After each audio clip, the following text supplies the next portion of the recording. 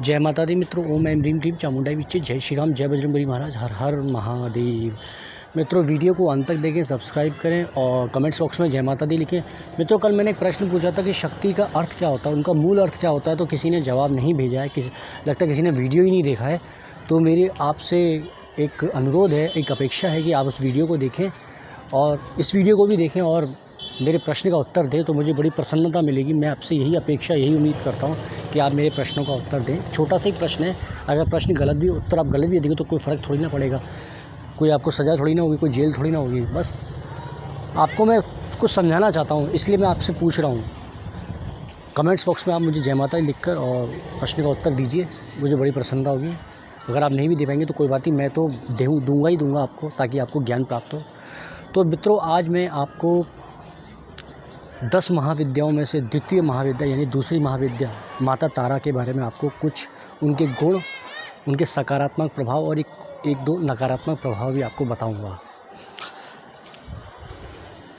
तारा महाविद्या, हम उनको कई नामों से जानते हैं, जैसे एक जटा, तारा माता, नील सरस्वती, उग्र तारा, सौम्य तारा। काफ़ी उनके नाम हमें हमारे शास्त्रों में हमें मिलते हैं।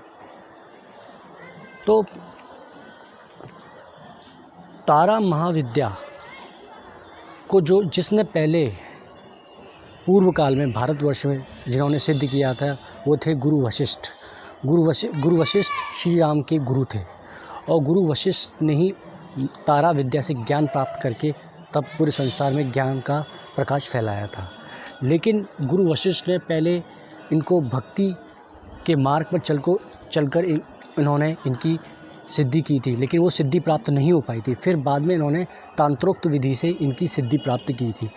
तो इसमें छोटा सा मतलब ये निकलता है, तात्पर्य निकलता है कि आप भक्ति भाव से आप सिद्ध नहीं कर सकते हो, लेकिन उनका माँ भगवती का, माँ तारा का प्रभाव ले सकते हो, अपने कष्ट काट सकते हो, उपासना करके उन कष्ट अपने काट सकते हो, लेकिन सिद्ध नहीं कर सकते हो। सिद्ध तो आप तांत्रोक्त विधि से ही कर सकते हो। तो इसलिए गुरु वशिष्ठ ने उनको तांत्रोक्त विधि से ही सिद्ध किया था। ऐसी बात नहीं कि उनकी प्रतिदिन पूजा पाठ करने से आपको कुछ प्राप्त होगा 100%, 1000% प्राप्त होगा, लेकिन आपको सिद्धि प्राप्ति नहीं होगी। सिद्धि प्राप्त करने के लिए आपको तांत्रिक पद्धति का सहारा लेना पड़ेगा।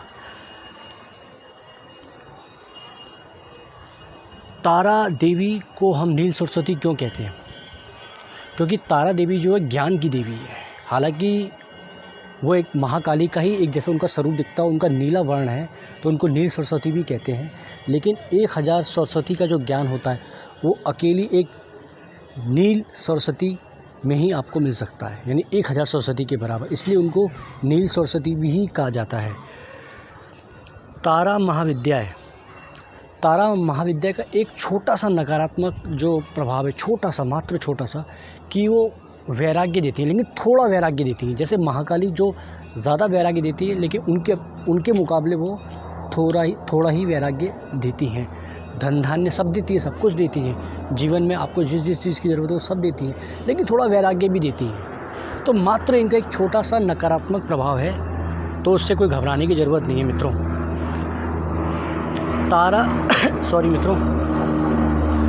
तारा देवी का जो अर्थ है वो तारणी शब्द से है। तारा देवी आपको शायद, तो अगर आप शास्त्र पढ़ेंगे, ग्रंथ पढ़ेंगे, तो आपको उसमें उल्लेख मिलेगा कि तारा देवी की उपासना करने से आपको तार देती है। तारणी का अर्थ ये है कि आपके जो 50 पीढ़ी आपके ददिहाल की तरफ से और 50 पीढ़ी आपके ननिहाल की तरफ से, उनके जो आपके जो पूर्वजों द्वारा किया गया कुछ पाप, कुछ कर्म, जो कुछ पाप ऐसे होते हैं जिनकी वजह से हमें भोगना पड़ता है, अगली पीढ़ियों को भोगना पड़ता है, तो वो पाप कटते हैं। तो मतलब आप खुद भी तर जाते हैं उनकी पूजा करने से, उनकी उपासना करने से। ये एक बहुत बड़ा रहस्य है मित्रों, ये शायद आपको कोई बताएगा नहीं। और तारा देवी विविध प्रकार की ललिताओं से परिपूर्ण है। अगर कोई गर्भवती स्त्री अगर माँ तारा देवी की अगर उपासना करती हैं तो उनका जो अंदर जो गर्भ में जो बालक होगा या बालिका होगी वो ललित कलाओं से परिपूर्ण होगी, इसमें कोई दो राय नहीं है। जिसमें हमारे शास्त्रों में भी लिखे और हमारे गुरुजी ने भी ये बताया था, और काफ़ी लोगों के मैंने मुँह से सुना है, ये बात सही है कि वो ललित कलाओं से ही पैदा होता है। तारा देवी की प्रतिदिन उपासना करने से आपको नृत्य, संगीत और कुशाग्र बुद्धि प्राप्त होती है। तारा देवी की उपासना करने से नृत्य, संगीत और कुशाग्र यानी तेज बुद्धि प्राप्त होती है, इसमें कोई दो राय नहीं है। ये तारा देवी का सबसे अच्छा और सबसे सकारात्मक प्रभाव है, सकारात्मक गुण है। तो इसलिए आपको तारा माता की रोज़ उपासना करनी चाहिए उनके मंत्रों का जाप करना चाहिए। और तारा देवी का एक जो सकारात्मक गुण है, जो मेन जो उनका जो गुण है, आपका परिवार कभी बिखरेगा नहीं। आपकी जो संतान विकृत है या कोई बहुत ऐसे ग्रसित रोग से, ऐसे रोगों जो रोग ठीक नहीं हो सकता, वो तारा देवी आपको उन रोगों से मुक्ति दिलाती है। ये बहुत बड़ी बात होती है मित्रों। तारा देवी की प्रतिदिन उपासना करने से आपके घर में कोई रोग घुस नहीं सकता, चाहे कितना भी खतरनाक रोग हो।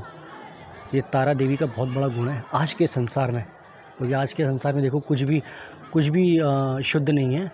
तो उनकी उपासना करने से, प्रतिदिन करने से आपको इन समस्याओं से आमना सामना नहीं करना पड़ेगा। ये एक बहुत बड़ी बात है।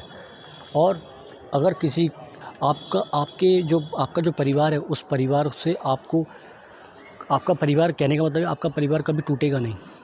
ये तारा महाविद्या की एक खासियत है कि आपका परिवार कभी टूटेगा। अगर कोई परिवार टूट भी जाए तो वापस जुड़ जाएगा।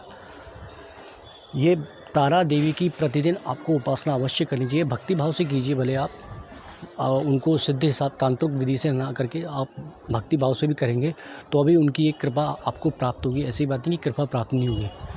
तो मित्रों, ये तारा देवी के कुछ गुण थे और एकमात्र सकारात्मक प्रभाव मैंने आपको बता दिया। तो मित्रों, कैसा लगा आपको बताइए। तो फिर मैं आपके लिए फिर त्रिपुर सुंदरी के बारे में आपको बताऊंगा। त्रिपुर सुंदरी का वीडियो लेके आऊँगा आपके लिए। बहुत अच्छे उनके जो प्रभाव है, नकारात्मक प्रभाव है, आगे भी जो 10 महाविद्याएँ जो क्रमशः हैं, उनके बारे में मैं आपको बताऊंगा। तो मुझे बड़ा आनंद आता है कि माँ की जो उनकी जो सकारात्मक जो गुण है, उनका बखान करने में बड़ा मज़ा आता है मुझे मित्रों। तो आप मुझे बताइए, तो फिर मैं आगे भी आपके लिए और भी अच्छी वीडियो लेके आऊँ महाविद्याओं के ऊपर, और आपको बताऊँ कि क्या क्या प्रभाव पड़ते हैं, क्या क्या प्रभाव नहीं पड़ते हैं। और मित्रों, मेरे प्रश्न का उत्तर कृपया करके प्लीज़ दे दीजिएगा, ताकि फिर मैं इसका भी आपको समझाऊं। ये भी आपके लिए जानना बहुत ज़रूरी है कि शक्ति का मूल अर्थ क्या होता है। इससे आपको अपनी क्या बोलते हैं उसको, जो साधना आप जो करते हो उसमें आपको थोड़ा सहायता मिलेगी। इसलिए मैं आपसे कह रहा था कि मुझे आप प्रश्न का उत्तर दीजिए। ठीक है मित्रों, जय माता दी, जय श्री राम, जय बजरंग बली महाराज, हर हर महादेव।